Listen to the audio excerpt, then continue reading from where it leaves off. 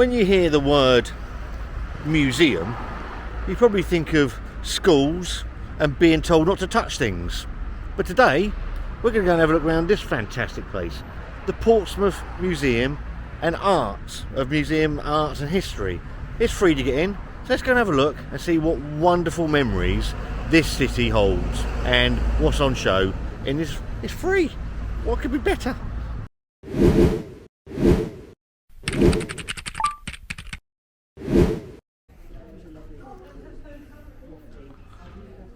Dear stalkers.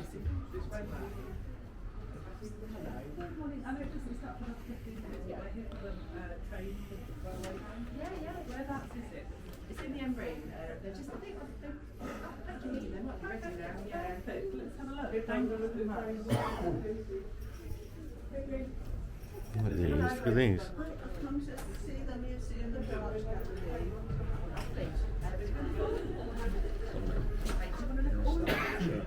Which is the art. There's quite a lot to see, lots of different bits. Yes. Different stuff. Conan Doyle and Sherlock Holmes in there. Upstairs you've got a D-Day exhibition. D-Day? Yeah. Children's perspectives in Second World War. Second World War. Yeah. First floor's all the history. All the old Southsea stuff, isn't it? Social history. Yeah. You've got an art gallery. Benjamin Howland. That way? Yeah. So you start that way, you'll come to it at the end. Upstairs is a little bit more. Shop thing. Let's go through to the young Sherlock Holmes study. No, and then down into Miss Fishman's Art School, which is 80s nightlife. Pretty cool, isn't it? Yeah. I was long past. Anyway, my sister's got a painting that says leave the two to you. So she's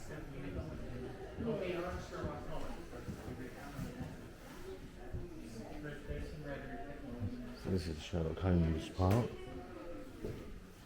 And Conan Doyle. Hopefully there's some.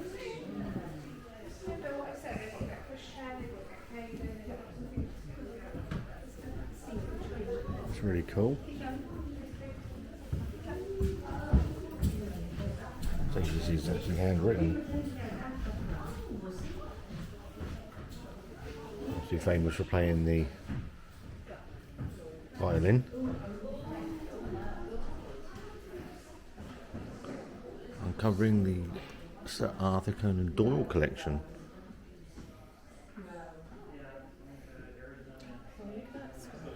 Arts Hospital. Oh yeah. See when Leah goes through Barts. Oh, is that him at Barts? Maybe.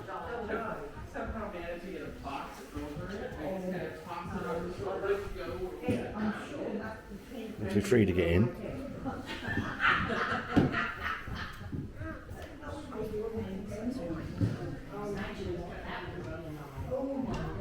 The life of Conan Doyle.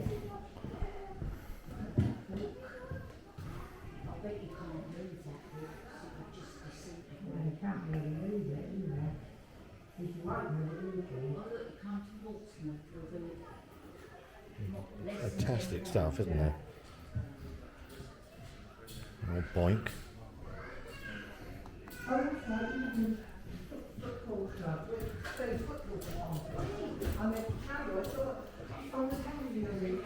The Adventures of Gerard. He set up as a doctor in Elm Road. That's why they wax there. Yeah. So it was Lost Wild. all sorts he did. Yeah. It's actually the stuff from Arthur Conan Doyle. Yeah. It was donated by someone that was a huge collector, Okay. and he donated it. Oh, okay. Got all sorts of stuff. It's really interesting stuff. Just hoping that the light holds up a bit, and I'll try and.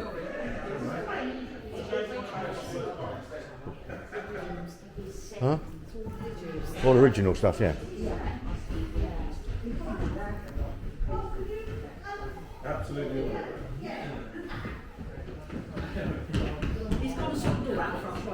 I think it's all stuff that's been donated over the years.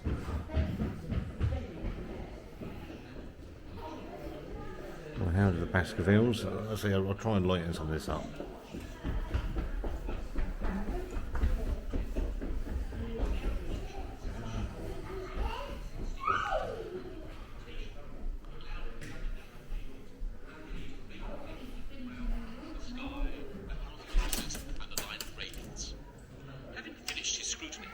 Proceeded slowly down the path, or rather, down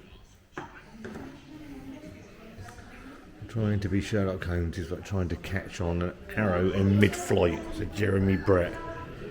So you got all of the, well, some of the incarnations. I remember Jeremy Brett. Obviously Benedict Cumberbatch. Never saw any of Elemental. The different incarnations of on-screen Sherlock Holmes.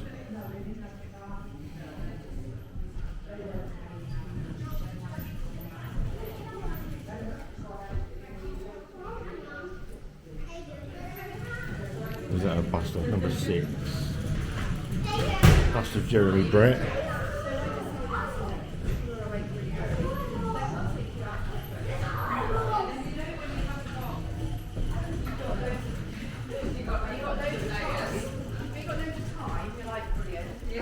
How do the Baskervilles? Yeah. Young Sherlock Holmes.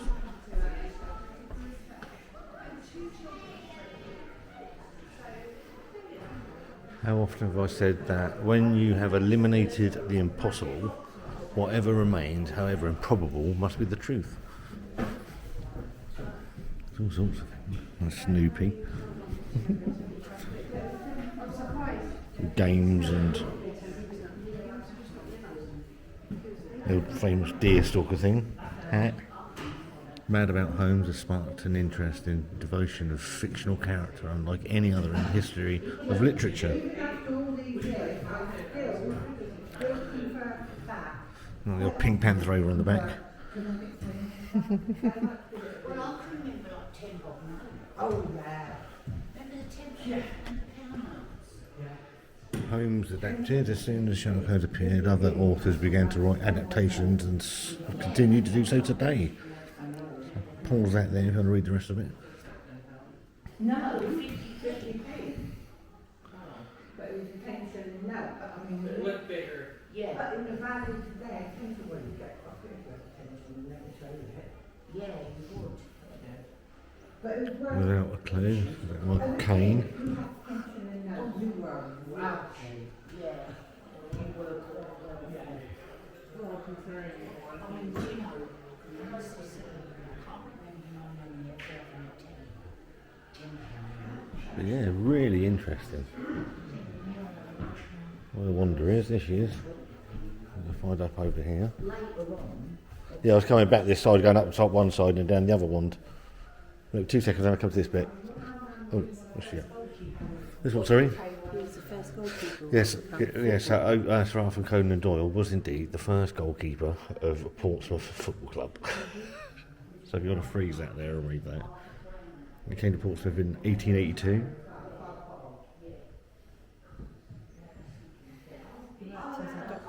He was a student alongside J.M. Barrie, who wrote Peter Pan. Mm-hmm.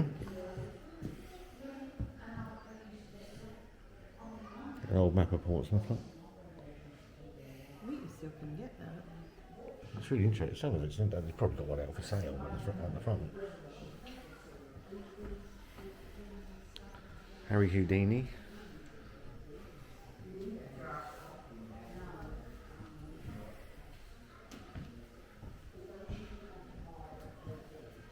His face was wonderfully ugly. Like it was the ugliest of characters.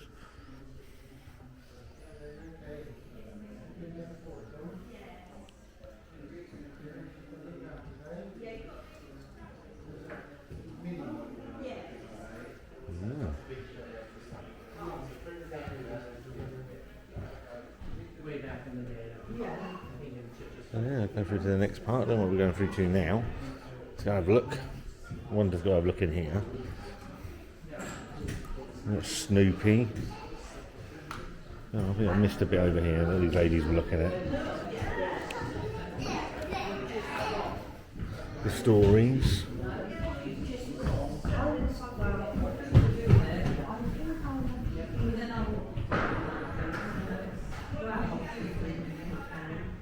The best Sherlock Holmes adventure in the September Strand magazine.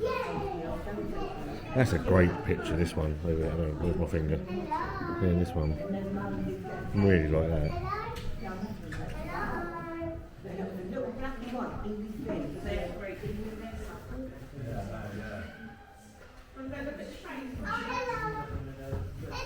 That's a moving book.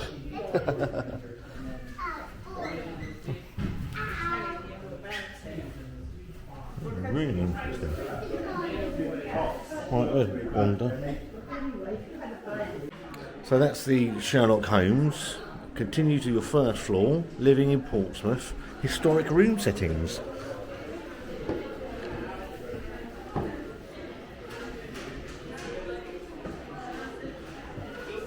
A sail, okay.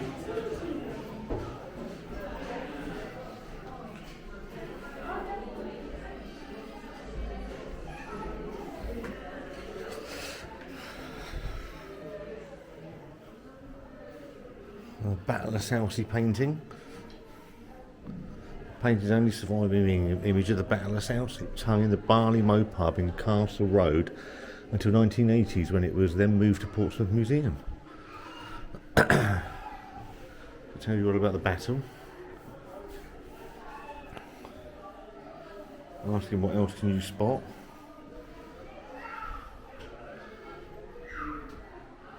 Pompey Pandemonium souvenir edition. Upstairs.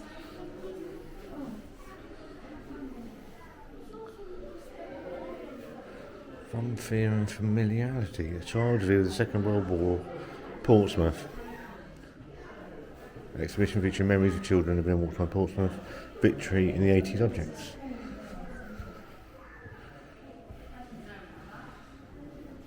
Story of D-Day. Look at the D-Day Museum down in Southsea.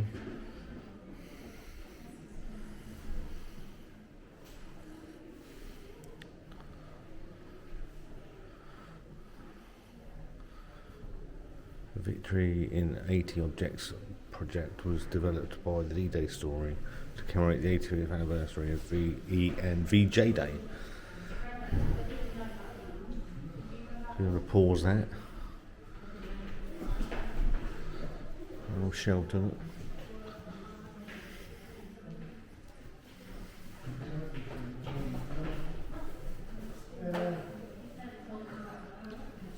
The Anderson shelters. To the side of this panel are sections from an old Anderson shelter, a type of air raid shelter, beginning before the outbreak of war. Some 3.5 million Anderson shelters were issued by the government throughout the country in areas most at risk from enemy bombing. So Portsmouth was the second most bombed city, I believe, in the UK, apart from London. So you can pause that if you want to read that.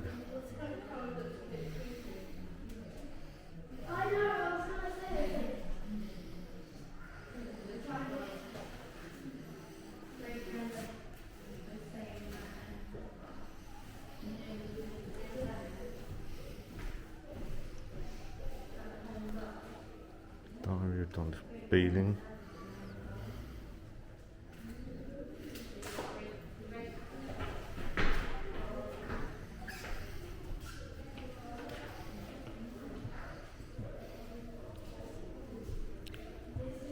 Came over from school up Shrine Avenue to Deaton Road.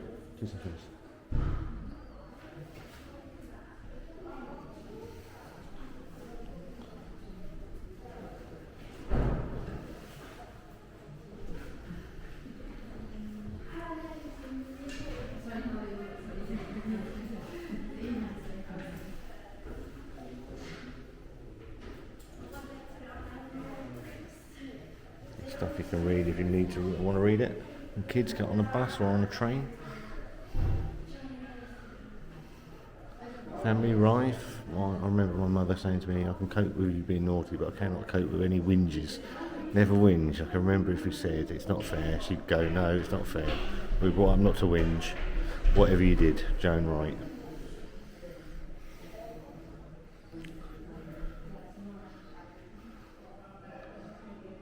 Wartime.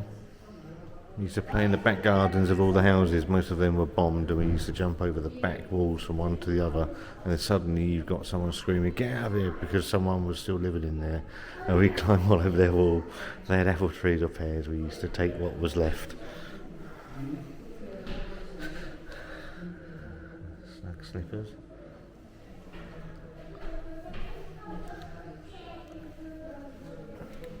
View of the, so this is bomb damage on Commercial Road.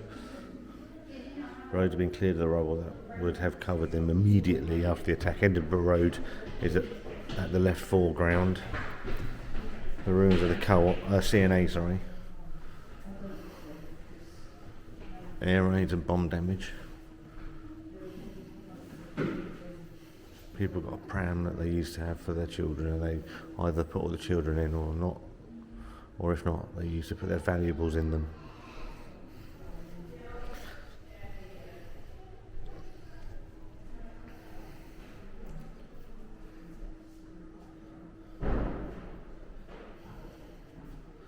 Members of the First Aid Post, Kent Street Infant School.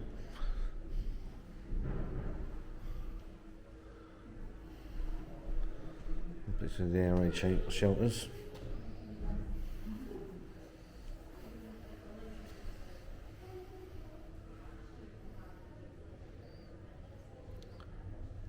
German aerial photographs of the southern part of Portsmouth with possible bombing targets.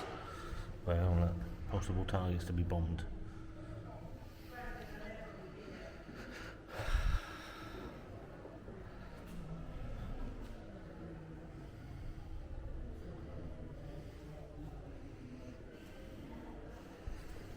Wow.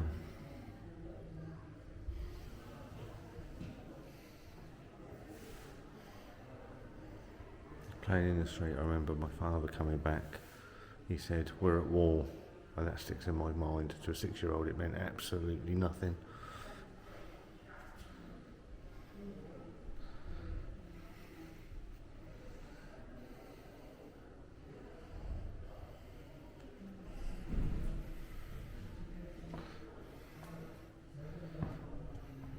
Female bus conductor's jacket.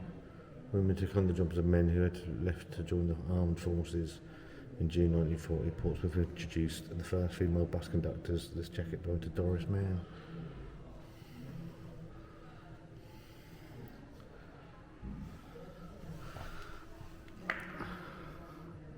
Doll's house made during the Second World War. It was made for Julie Bunton by her grandfather in 1942. Look at that. And craftsmanship in that.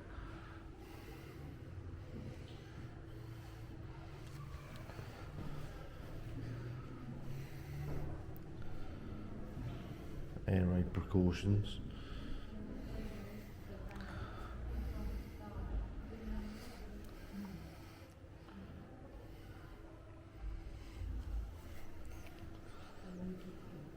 Rescue party, air raid warnings, gas alarm bell. This bell here.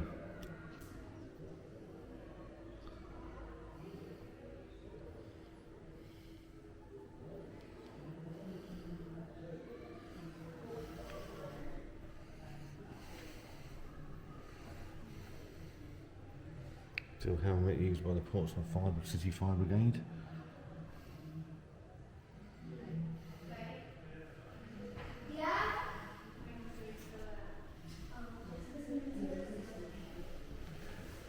Home guard weapons.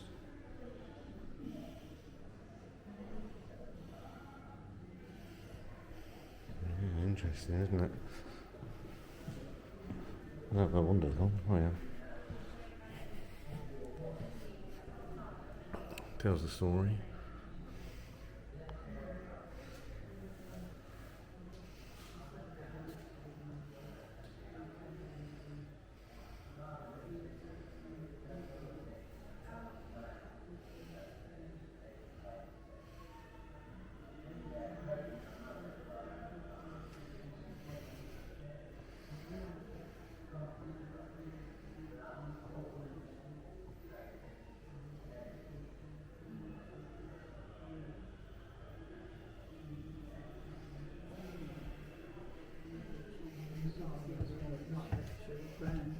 Troy.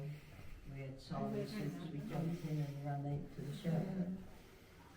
I know, because I got, Part because of the D-Day time we Museum slept did that, downstairs. and We didn't even go up to bed. I contacted them, Horrible. because they asked, It wasn't very Medals. big, and of course it went they down. put out The neighbours information who that had saying, property, you know, so they were used to and coming we around. applied, so I contacted them, Yeah, and said that, that's let him arrange the meeting, so they came out and interviewed her. it wasn't nice. Wrens.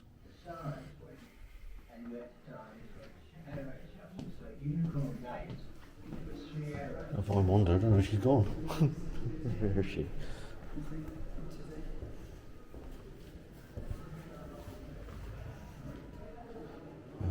We're going to living in Portsmouth.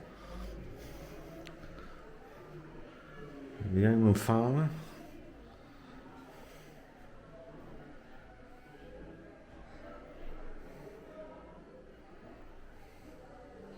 Portsmouth district in 1678. That's what the Green Farm used to look like.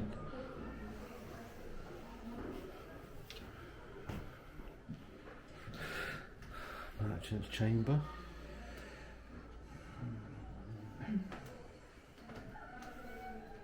Maybe you can see all this. A big old bed, four-poster bed. See them in the window, in the mirror.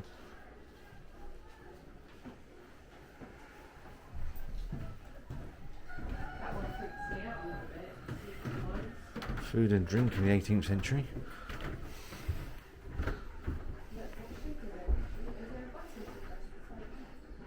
Tells you what they used to drink. Condiment sets, turtle dish.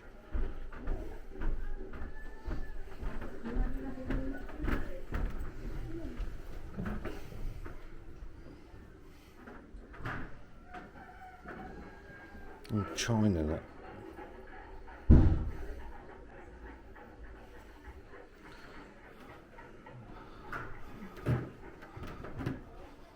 Bits and pieces. These are the things I like. Candlestick made of copper. Rush light holder. A tavern mug made of stoneware. Slip decorated dish dated 1700s. Wow.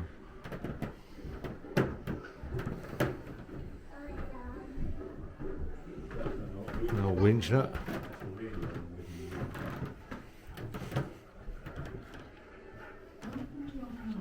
House and Home 1700s.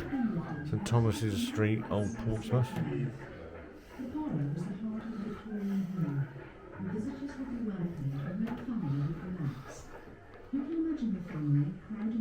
That's how the 18th century was the first great period of house building in Portsmouth. This century also saw the gap between the rich and the poor in the town grow wider. Wow, interesting. Someone used to play the piano and they all used to sing. In the kitchen, 1730, most cooking was done with an open fire. These are methods which have changed little for centuries. Portsmouth Common, the original name of the town of Portsea, the Dockyard and Old Portsmouth about 1744.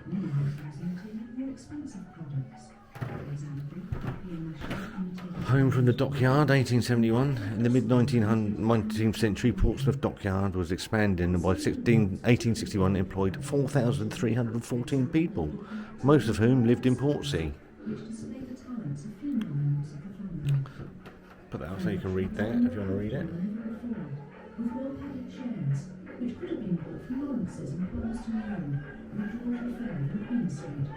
Feel free to pause it. Tells you the Dockyard fortified. So town, fortifications, and Royal Dockyard in 1860. Yeah, convict prison.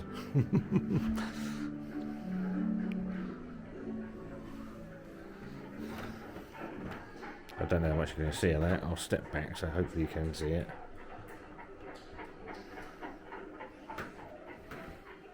Neighbours not the Australian soap opera. A copy of the song Home Sweet Home would have been found in most Victorian middle-class parlours. It had become a symbol for the importance which the Victorians placed on the values of home family life.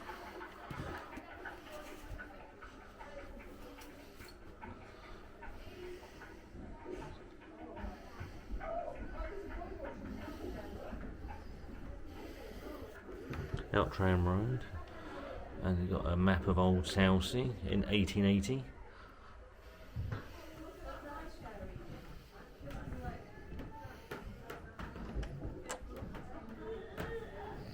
Welcome to our parlour of 1881. It would have been lived in by a typical middle-class South Sea family.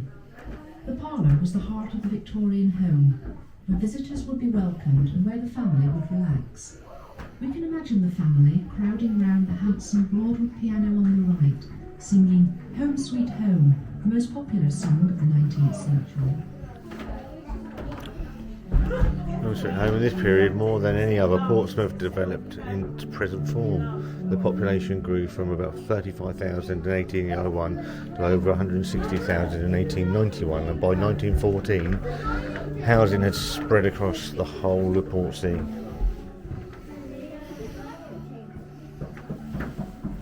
In Drayton.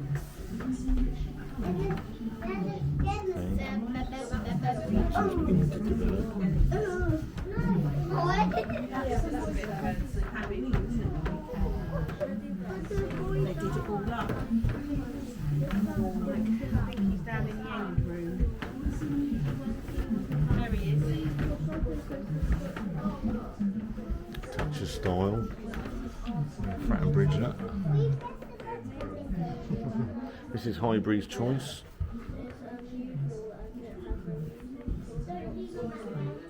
The 1920s and 30s saw a great increase in private housing.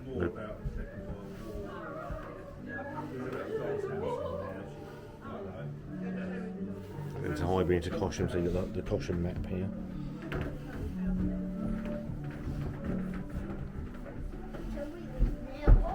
Medina Road. So you can see it's expanding over time.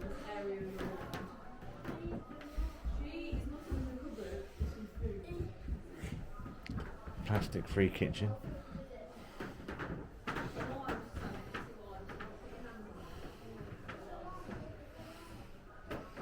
That's from Mrs. Highbury, happy and contented.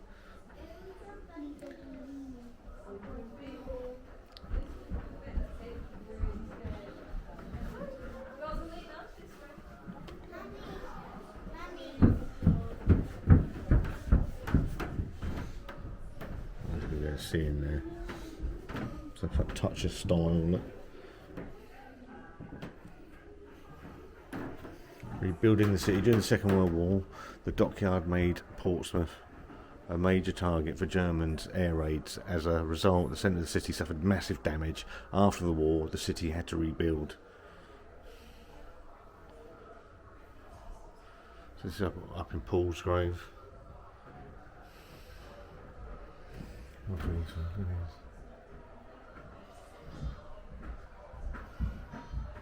Registered builder, general repairs.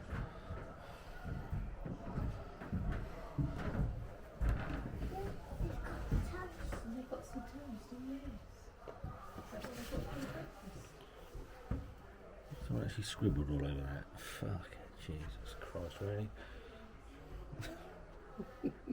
Unbelievable.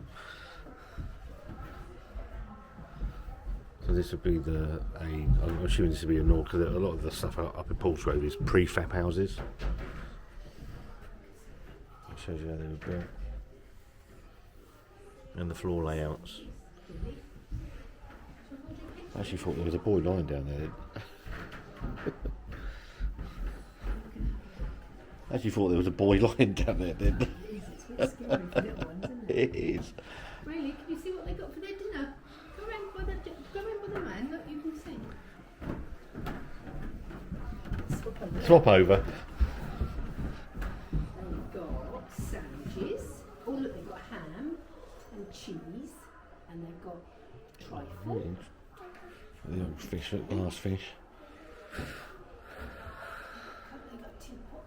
tea.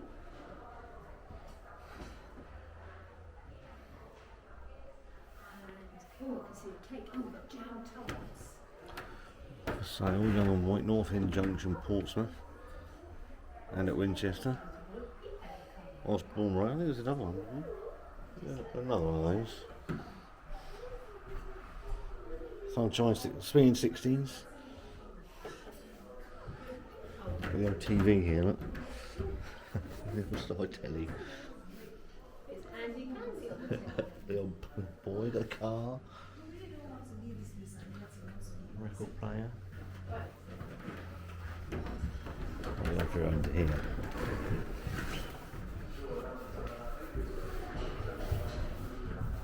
Island City, postcards from Portsmouth. Sunny Southsea.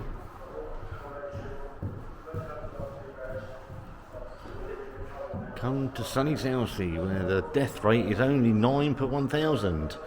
A hell of a selling point.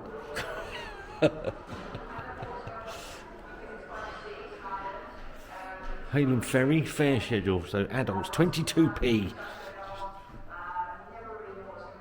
22p for an adult, motorcycles 22p, scooters 22p, children 11p. Oh, that's gone. But it ain't that now.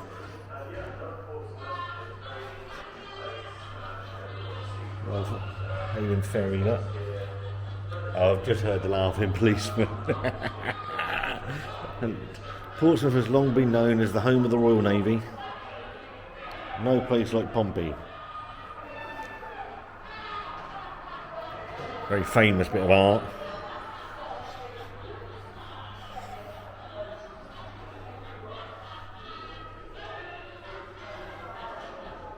Sailor's Life for me.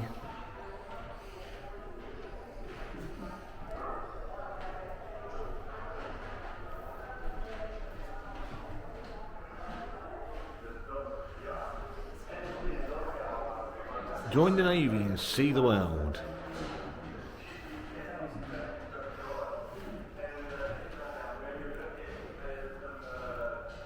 It is. How fantastic's that? Let's see what boat it is.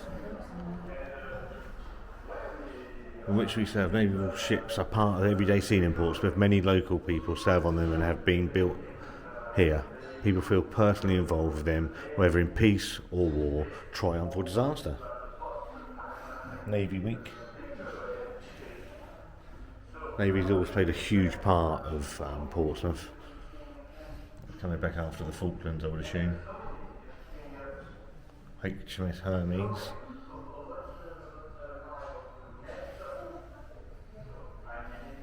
My dad was in the Falklands.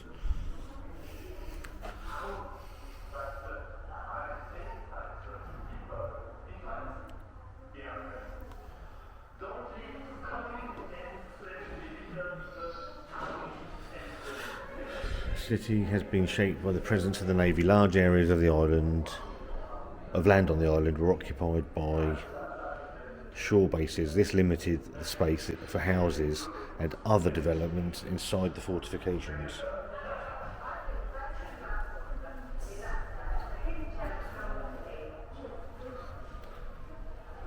Working class families, dockyard, school education. I can't read that because it's obviously covered over. There's Boink. HMS Royal Dockyard Portsmouth passed peacefully away at 12 o'clock last night after nearly 800 years of faithful service. It will be sadly missed by many.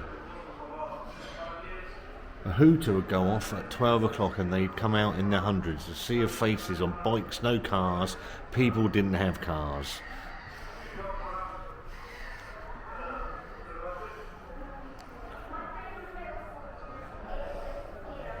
Defence in the nuclear age. After the Second World War, the armed forces no longer needed. They used most of Portsmouth fortifications. In the age of missiles and jet aircraft, coastal guns were obsolete.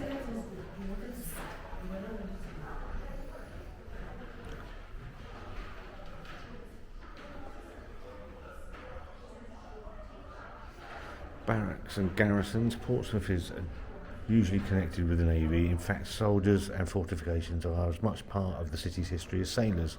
These defences aim to protect the dockyard and other naval bases in the area from enemy attack. Barracks were built throughout the city. The buildings you are standing in is one of those former barracks. And it shows you where they are here. That's at Anglesey Barracks, Midland Barracks, Clarence and Victoria Barracks, Eastney Barracks, Cambridge Barracks, Gunwharf Barracks, the Solent Garrison, the soldiers of Portsmouth.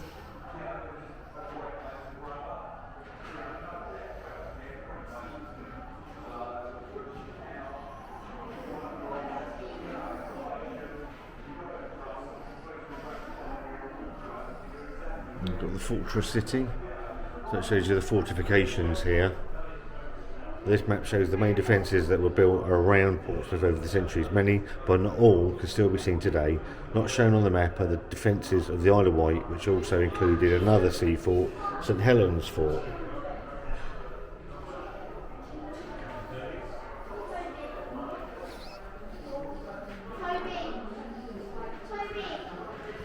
Defended city. Here's about the island. Did you know that Portsmouth is the most crowded city in the UK? 11 times the regional average of people per square mile. Map of the city. Portsmouth underwater. It is predicted that sea levels will rise by at least 1 metre over the next 100 years. There is a 0.5 chance that the flooding shown on this map could happen in any given year. So we could lose this part of Portsmouth underwater. We'll be alright.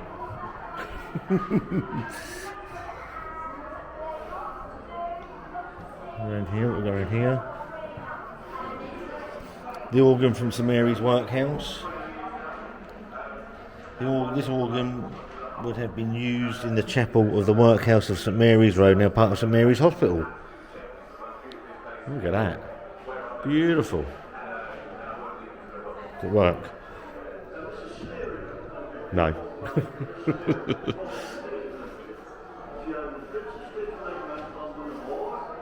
The Portsmouth Football Club, look.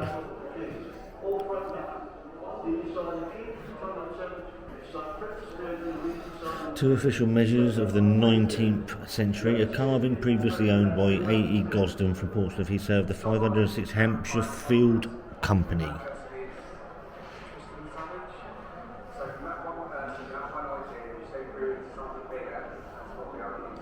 Beautiful.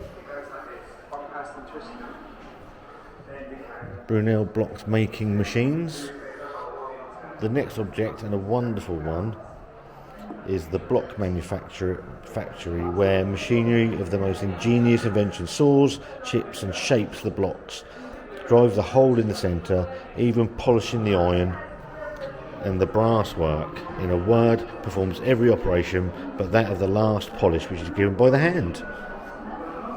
Wow.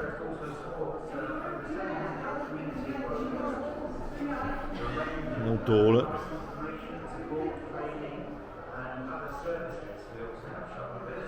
That's from Queen Street. Door case from Queen Street, possibly from Queen Street.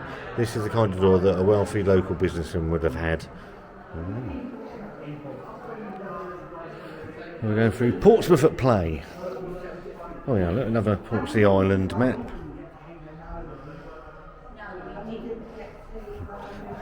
Didn't know. So Portsmouth words. Dinlow. So if you're a Dinlow, you're a fool. Going to Turktown, you're going to Gosport. And if you're a squinny, you're always crying. A person who is whinging or sulking. The best thing about Portsmouth is the different mixture of the different cultures.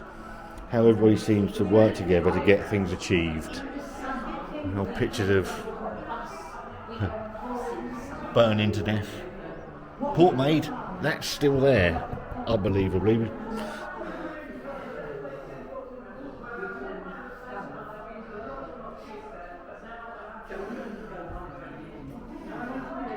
Free donut for every reader. John Westwood. Portsmouth at play.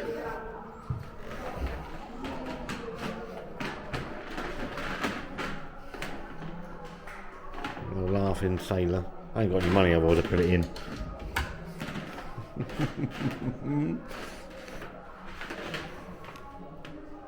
Self-Parade Pier. Sunny Southsea. Seaside Memories. How busy it used to get, look. 1950s.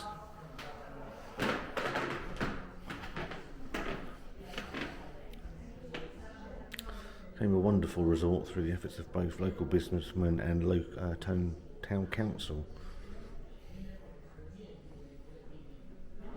Self-Parade Pier. Look over here. Pictures. Rules ice cream sign.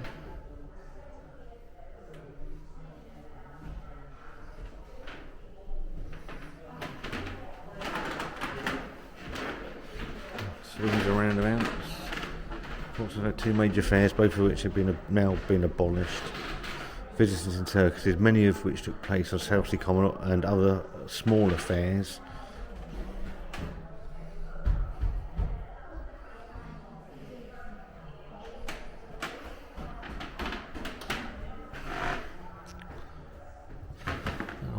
Look at that for an old camera. Is that a box brownie? Number 18. It's a half plate camera, tripod and plate holder. Oh, that's beautiful, look at that.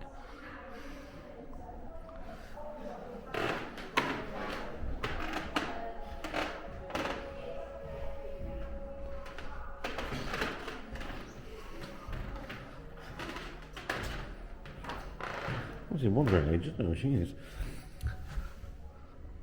Badminton pioneer.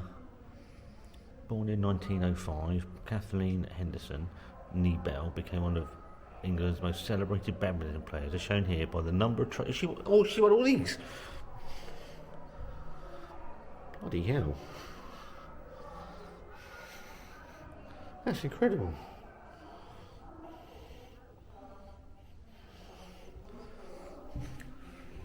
That's fantastic. Old Bull's ice cream bike. Look at that.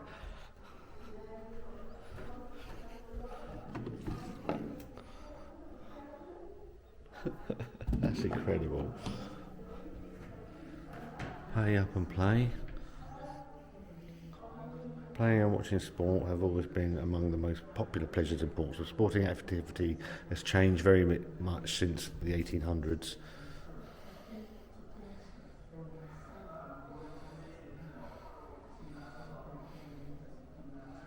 So extend my car time.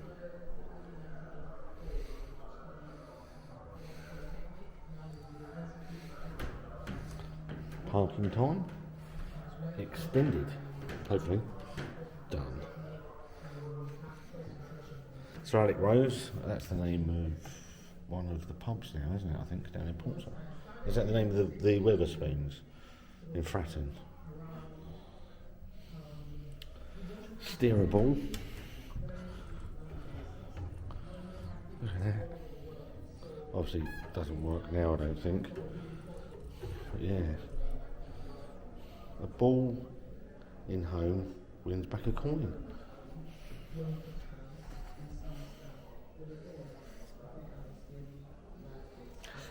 How funny, mirror.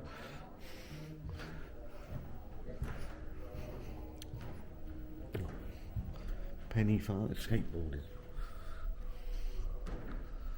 Once around the block in a densely populated city such as Portsmouth, parks and green open spaces for public recreation are at a premium. Some have been reclaimed for military use. Shows you the green areas, they're probably not there anymore.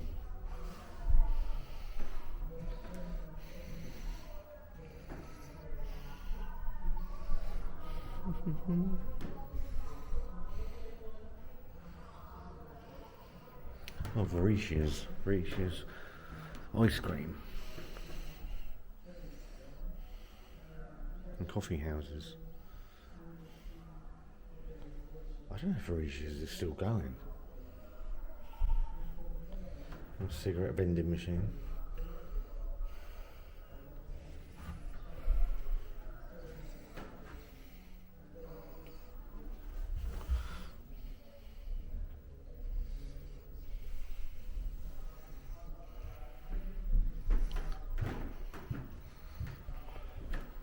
Longs of South Sea Stout.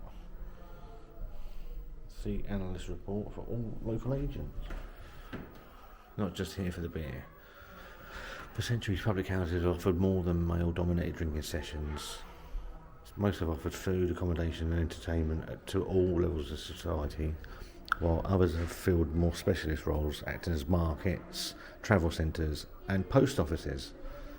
So the Albany Hotel, Greyhound, Spice Brewery, Pike Spicer Brewery in Old Portsmouth, or Dog and Duck.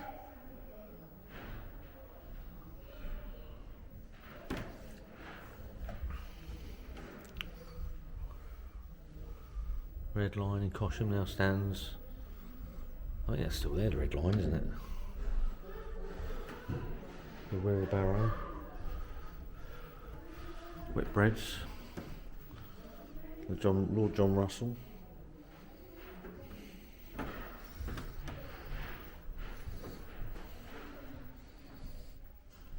Some of Brickwood stuff out, little bricky. Be dark, eh? Sunshine Pale Ale. Head and half a policeman like that.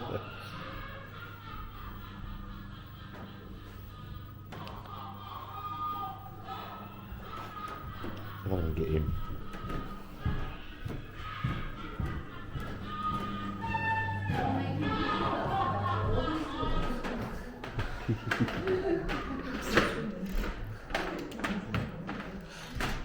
So there it is.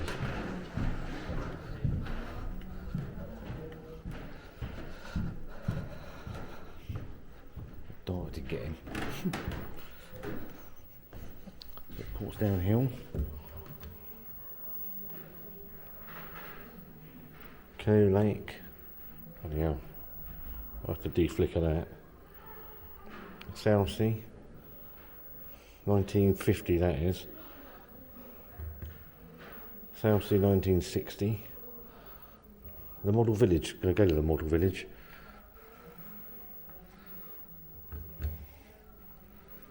Circus into Children's Corner.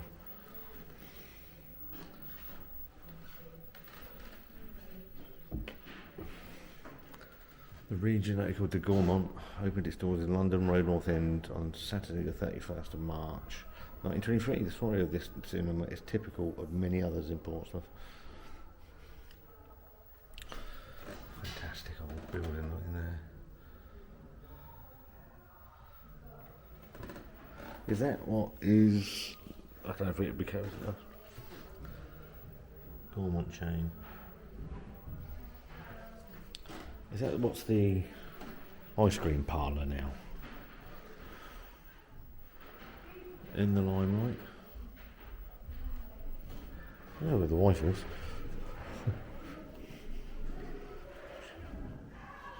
Derek Bashir Gallery.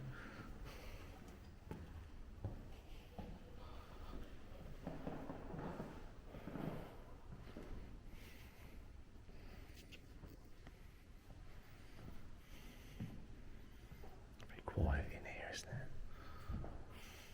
Don't know a lot about art.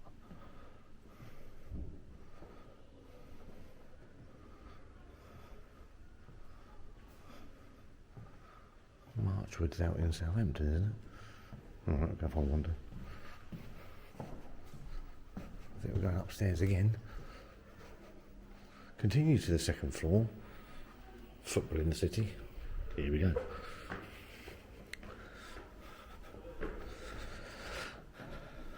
Upstairs.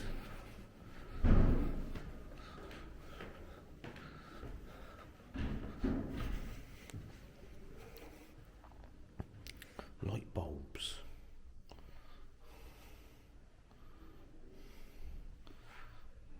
Actually, I want to read that. Oil on canvas.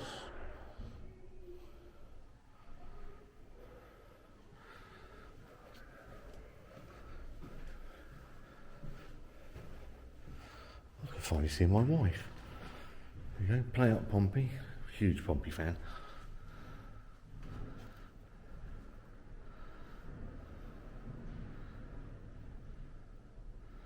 The old Pompey sailor. That used to be on the Sports Mail, didn't it? The sailor mascot, about 1949. Has been associated with this club since the early 20th century.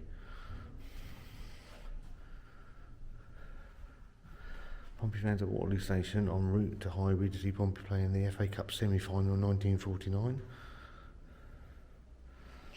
Made a thing to the games they played, look. Players who've represented their country. Jimmy Dickinson. Gavin Maguire, Barry Horn, Mark Kelly, Kevin O'Callaghan. Great names, great names. Jack Froggatt.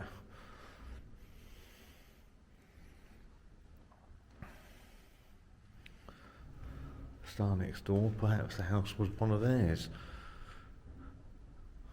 So Phil Brooks lived at number 1. Peter Harris, Jimmy Dickinson. Jimmy Dickinson lived at number 7. There's number 7.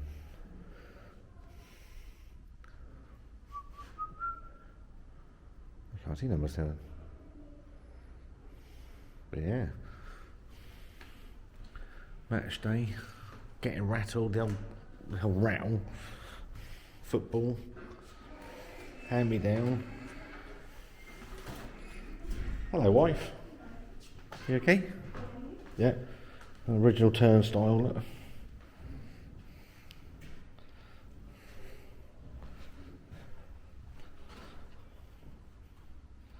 Bert Barlow's shirt and his contract, wow. Bert Barlow's FA Cup winners medal from 1939 and his League Championship medal.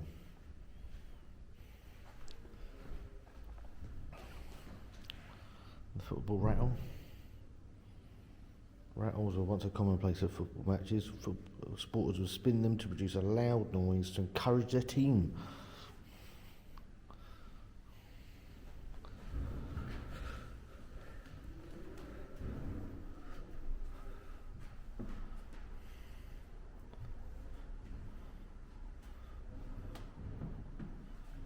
Lord Montgomery.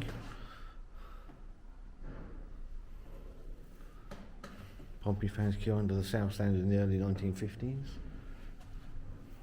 Table football, just put one of these at staggeringly good, I think. Lindy De La Pena, Jamaican, became the first black footballer to win the English League Championship in the 1949-50 Championship.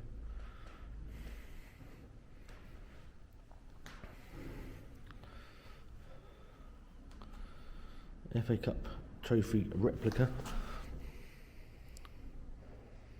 1939 ball. Come on a bit, aren't they? Shin pads or shin spats.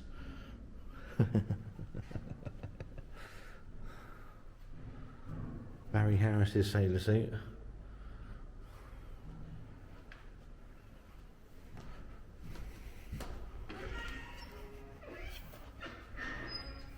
We're in the collections. I think this is the last part now. To conserve or not to conserve. Collections workshop behind the scenes at Portsmouth Museums. The collections are objects that we look after and make available to public. Meet the team. A bit old and wobbly.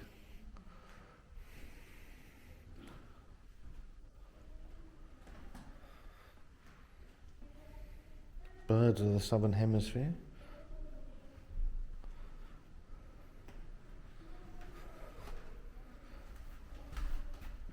Grateful memory of the old boys of the school who gave their lives in the Great War.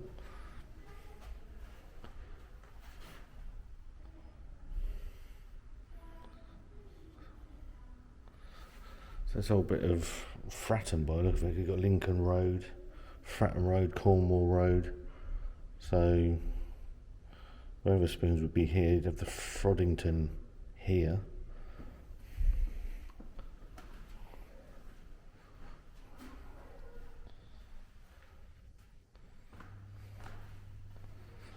Girls' World. My sister used to have one of them. Bloody hell, with the old box. A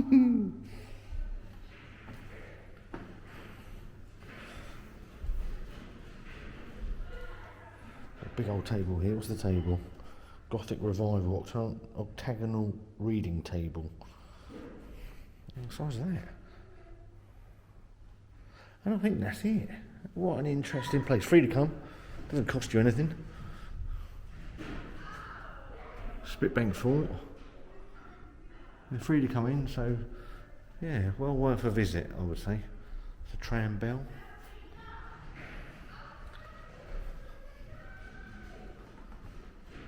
But yeah, very, very interesting. Some pause and stop what you need to stop. We'll have a little bit of a chat on the way out as well. So, but yeah, very interesting place. I said that was it, but that is a thing of absolute beauty, isn't it? Yeah, that should have been in my recent Tricorn video because, yeah, that is fantastic. Lost pubs. I need to take a whole picture of that.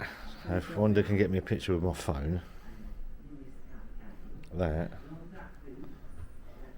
is fantastic. Let me just, sorry. Obviously I do a lot on lost pubs in Pompey. So it says, this artwork by Stephen Davis, not the snooker player, donated by an artist, is a collection of homage to the lost pubs of Portsmouth. It's a visual representation of the venues eradicated over the years. Many local pubs and clubs that acted as community spaces are now lost to memory and time. The little tangible heritage to remember the communities and stories that existed. I mean, just look at the names.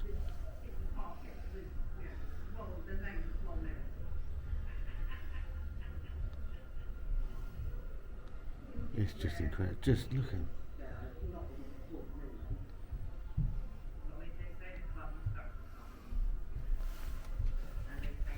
That is just utter madness. I'm going to record that on my phone as well,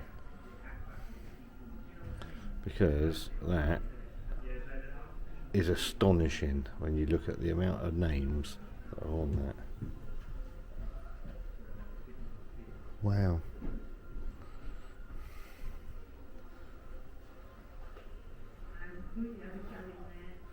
Just in, I didn't realise there was that many. Let's try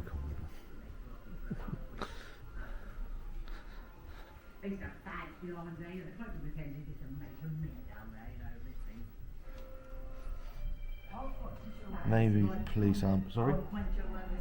Joanna's nightclub.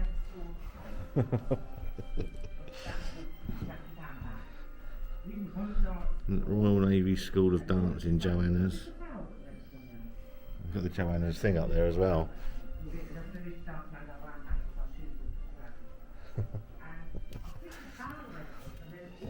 I'm assuming that's the dance floor.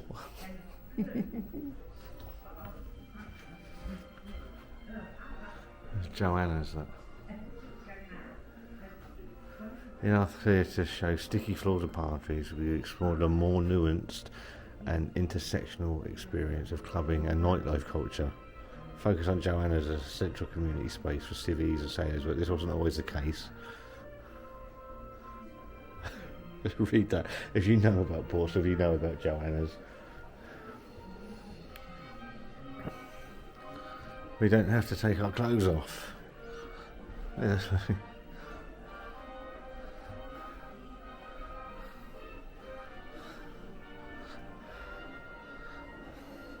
that 80s haircuts. Perms, big perms. Original disco ball, bubble bar, which burnt down during the filming of Tommy. Wow, pinball wizard, that. Yeah. Original disco ball. Wow.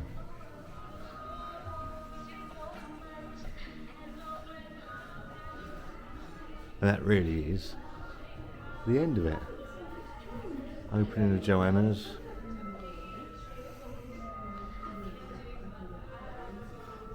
Mary Rose raised from the Solent. I remember watching that at school.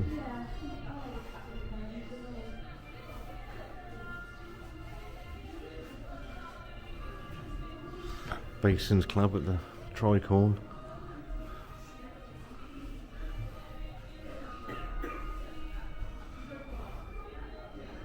Yeah, that Tricorn demolished in 2004. Go and watch my video on the Tricorn. Brutalist landmark in 2004 in Portsmouth was demolished in 2004.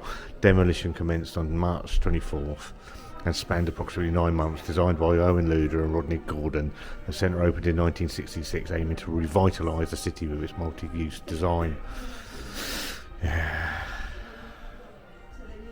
Fantastic. Right, that really is it.